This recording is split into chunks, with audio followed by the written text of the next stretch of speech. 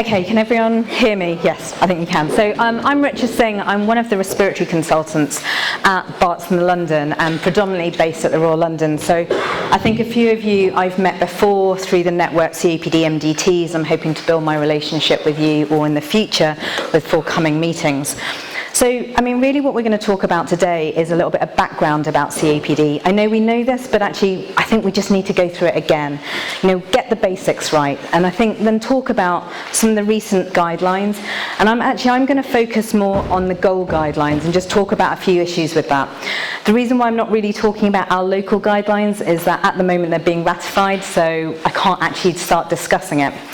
And I'm also going to discuss some of the recent papers that have come out. Now, these papers are really just to give you an idea of where research is going, what answers we need to think about.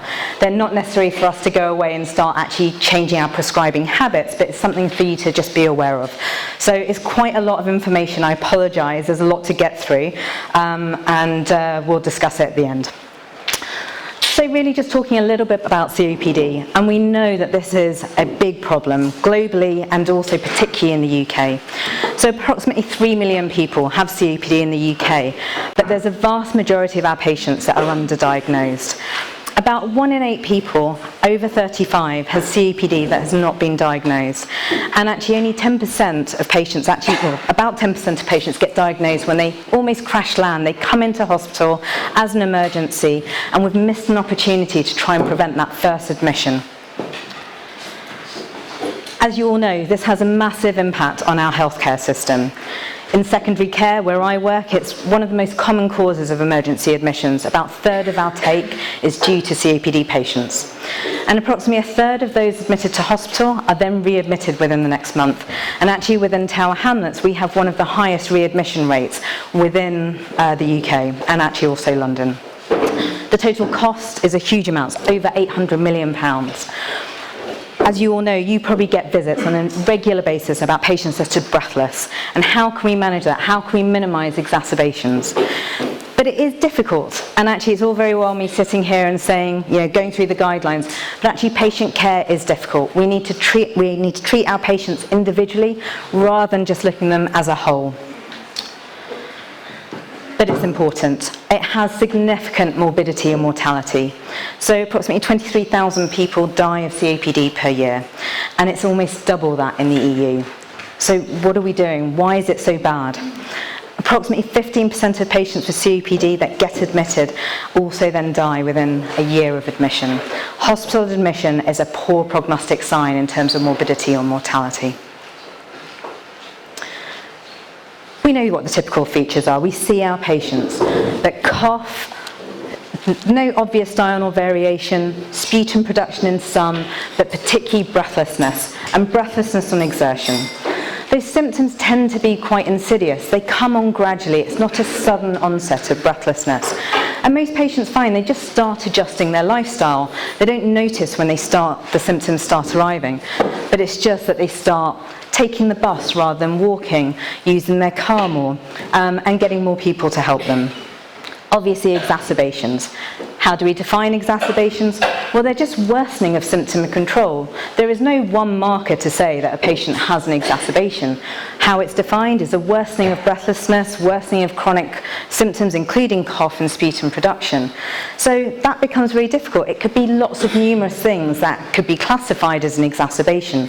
So a differential diagnosis can be wide in these patients. Typically, patients are over 40 years old. There are a subset of patients that actually can present quite early on. And actually within our area, we have a lot of high levels of inhaled drug use, particularly cannabis, particularly crack cocaine and heroin. And those patients have very severe lung function from a much earlier age. So we really need to be thinking and identifying those patients. Again, we talk about having an exposure, so smoking exposure.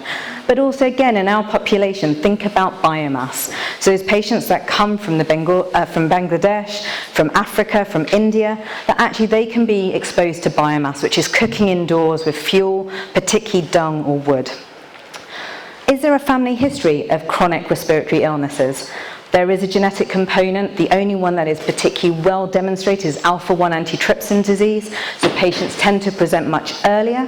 However, smoking runs in history, and there are certain genetic areas that we identify in large studies that are suggestive of there being a genetic component. What we can do about it at the moment, we don't quite know. We obviously need to have then diagnostic spirometry, and we need to have obstructive evidence on the spirometry with an FEV1 over FVC of less than 70%. Other things that can also help, reduce gas transfer. That's something that we tend to do in secondary care, obviously not for yourselves. So we talk about the diagnosis. Now, patients need to be exposed to a risk factor. So we talked about tobacco, but obviously air pollution, that affects patients with underlying lung disease, what their occupation is, and think also about that biomass exposure. Patients do need to have symptoms to have COPD. You could have obstructive spirometry, but that doesn't necessarily mean that you have a diagnosis of COPD. You've got evidence of a test that shows some results, but actually a patient sitting in front of you with no symptoms that are suggestive of COPD. They're different. And actually what we do with those patients is probably minimize risk rather than actually starting on lots and lots of medication. And then we talked about spirometry. But it is misdiagnosed across primary, secondary, tertiary care. So if you take a hypothetical patient that presents with breathlessness, cough, and predominantly dyspnea, and you ask patients whether they have a diagnosis of COPD, actually whether they're male or female will make a difference to the proportion of physicians that will think that this patient has COPD. So if it's a male patient with all those symptoms, approximately 65 of physicians will then diagnose that patient as having COPD. If you change the sex to female, then actually that drops. So the percentage of diagnosis is down to 49%. Now, why is that? And I think characteristically, when we were all training in medical school, COPD was seen as the white, middle-class, old man syndrome. So it wasn't patients that were younger, female, and particularly the ethnic variability. So I think there is still that idea that actually it's the white man that has the problem, and that's not the case. Obviously, we work in a very multicultural society, but we're looking at overall in the UK. The other thing is that patients certainly that come from abroad, they present in different ways. Their symptoms might be different. A lot of women don't like talking about sputum production, about feeling like they're congested. It's just not in their vocabulary. And that's particularly in the Asian subgroup as well. And then comes the difficult diagnosis, and whether this is more COPD and asthma. And this is always frequently brought up. And there are differences, but these overlap. And we've started to think about COPD being not just one disease, it is an umbrella term for different phenotypes, different characteristics of patients. And that's also the same with asthmatic patients. We're starting to group those slightly differently.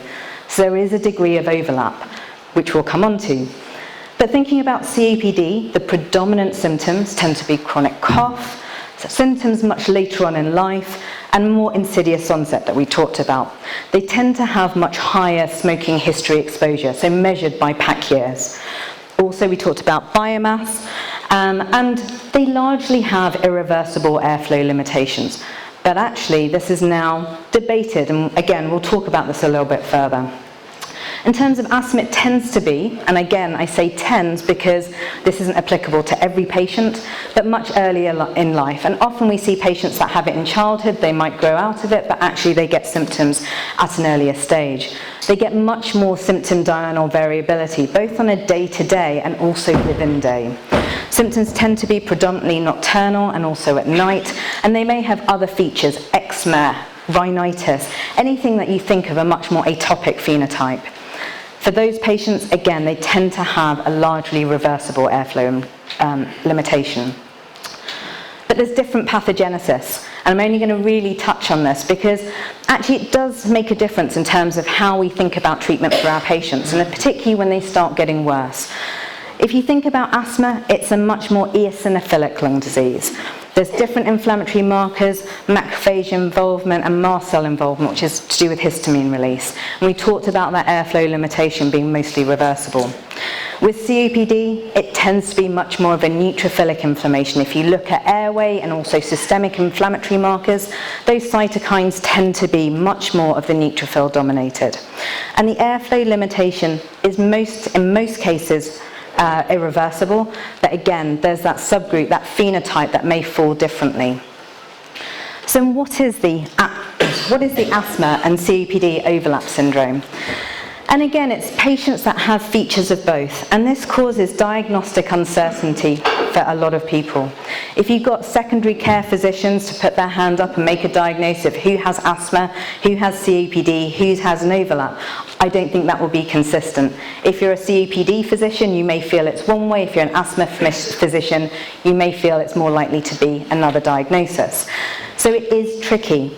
But what can we do to try and think about this? Well, they need to have persistent airflow limitations, so FEV1, FVC of less than 70% predicted, and at least 10 pack year history of smoking. Those patients that have never smoked, haven't had any risk factors for them to then subsequently develop COPD, are they those crossover group? Or are they just predominantly an asthma disease that with the inflammation has got changes to their lung parenchyma? Also, we look at reversibility testing. So again, any patient that's had a history of asthma, especially when they're less than 40, that is an important characteristic.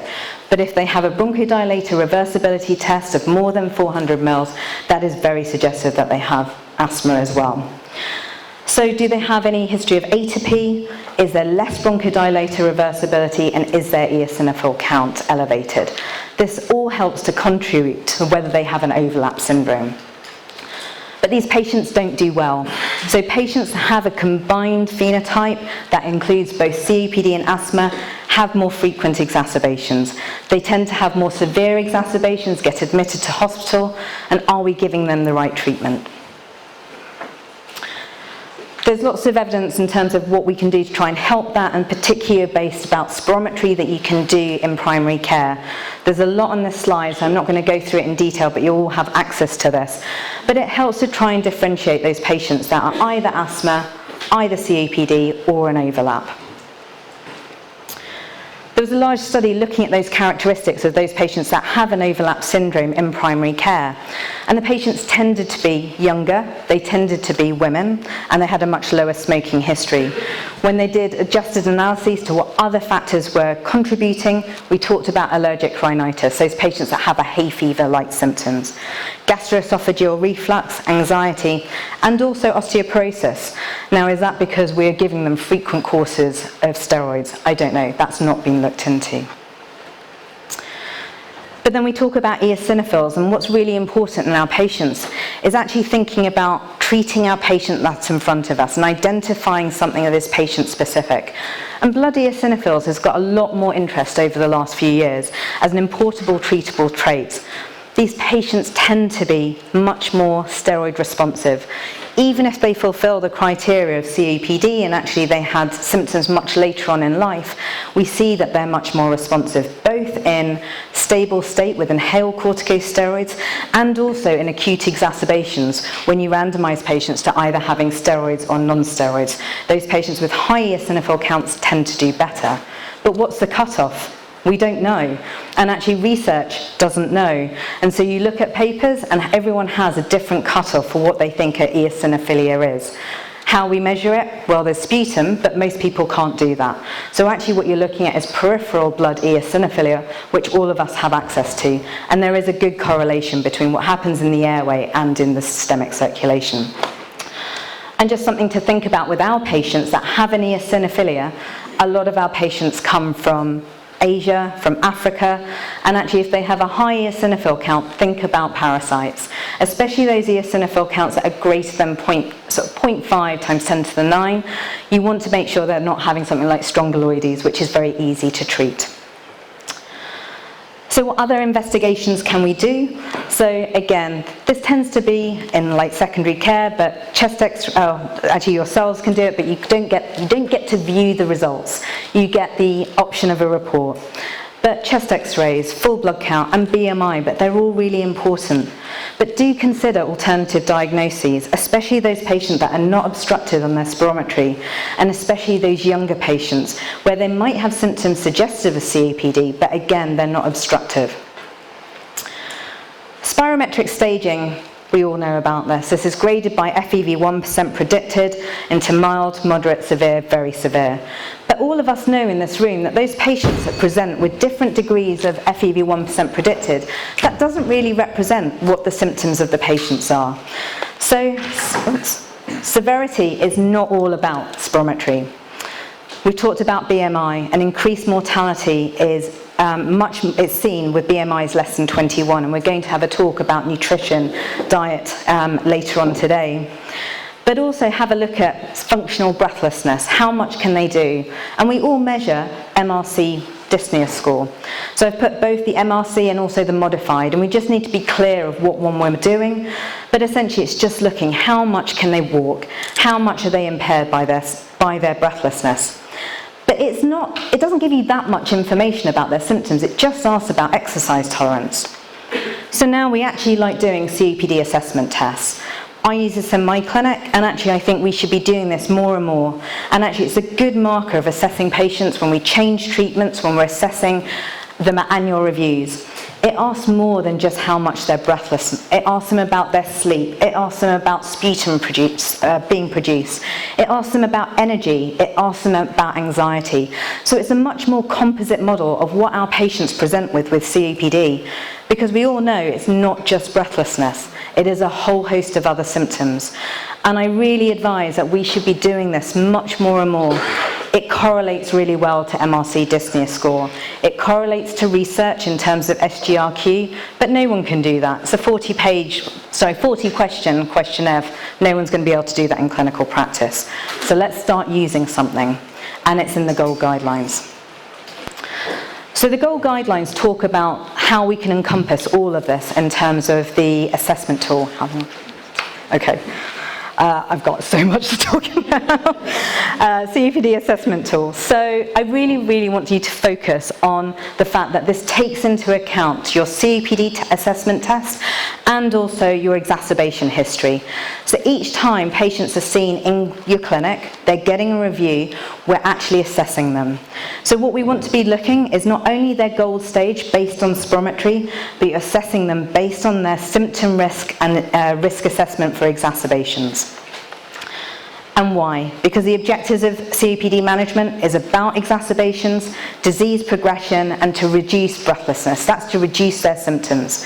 Our patients have a poor quality of life, and we want to try and prevent some of those complications. Let's think about the value pyramid. Let's get the basics right. Inhalers are great. But actually, if our patients continue to smoke, there's evidence that they don't do as well if they're continue to smoke while they're on the inhalers. It counteracts the effects.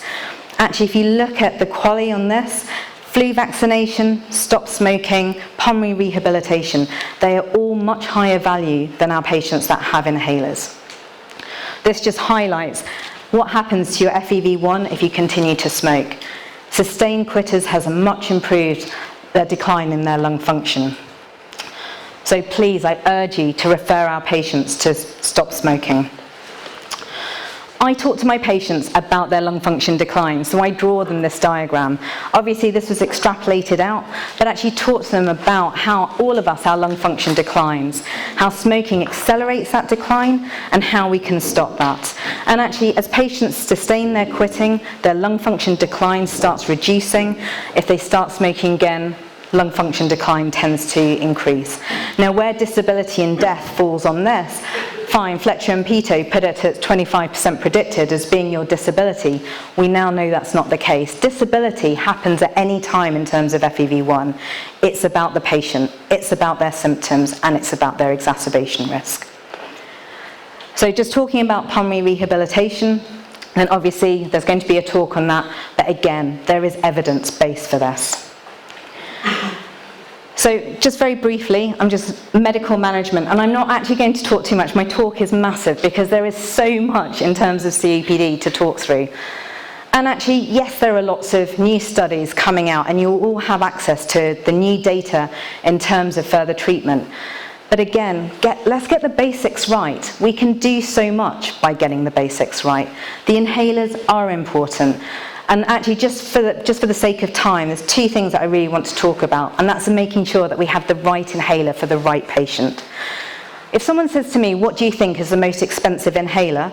It's an inhaler that a patient can't use, that sits in their desk or sits on their drawer gathering dust. What are we doing? We have patients, we have our care team that go out and see our patients. Yourselves, you go out and see patients, and how many of you have seen numerous inhalers sitting around not being used? I think at least more than 50% of us in this room will put our hands up. So let's make sure that we're using the right inhalers. Individualized treatment, this is what COPD care is all about. And using an in-check device is really important. There are so many different devices on the market now that it is really hard to know whether an inspiratory flow for a patient is going to be adequate. But it is really important to be able to do that. And all of you should have it. And I'm going to just finish on this because, as I said, there's so much to get through. So just how many steps do you think that are to correctly use this inhaler? Just someone shout out. How many do you think?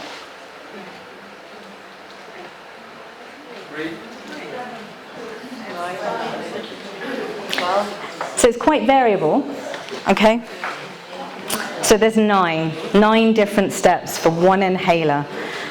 Patients got to remember all of this. That's really difficult. It's difficult for us to remember, but we're asking patients to have multiple comorbidities and often some memory impairment. And just think about lots of different multiple inhalers can worsen outcome. Again, look at the patients. If you're changing inhalers and they can use an inhaler device, try and keep to the same device if possible. Yes, there's evidence for different LABA-LAMA combinations, but actually it's still about what the patient can use. Let's not forget that with all the evidence. And I'm going to leave you with this slide in terms of the treatment recommendations, and then please go through my presentation in terms of the most recent up-to-date studies, and I'm happy to talk about them and talk to you again in network MDTs. Use the opportunity to discuss that. Okay, thank you very much.